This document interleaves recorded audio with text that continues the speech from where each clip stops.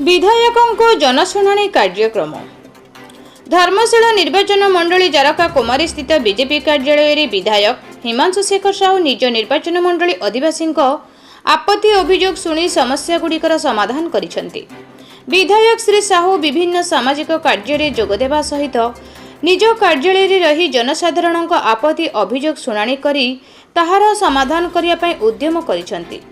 BJP सरकार हेबाकु 2 वर्ष बीती जाइतिबा बेले धर्मशाला निर्वाचन मंडलीर उन्नति प्रकल्पे विधायक श्री साहू अनेक योजना प्रस्तुत करने सहित कार्यकारी मध्य करुछंती। एही 2 वर्ष भितरे विधायक श्री साहू निज निर्वाचन मंडलीर विभिन्न ग्राम रे अनुष्ठित सामाजिक कार्य जोगदेवा सह अनेक बार निज कार्यालय रे रही साधारण लोकंक समस्या सुनी एहार समाधान लगी उद्यम करिछंती।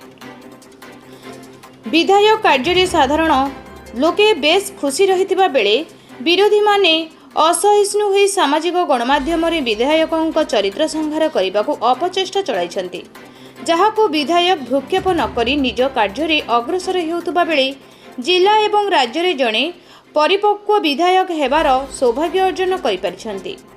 विधायक श्री साहू जनसाधारण मानक प्रति रहिथिबा समर्पण भाव पई से सदा सर्वदा लोकमानक मनरे रहिछंती।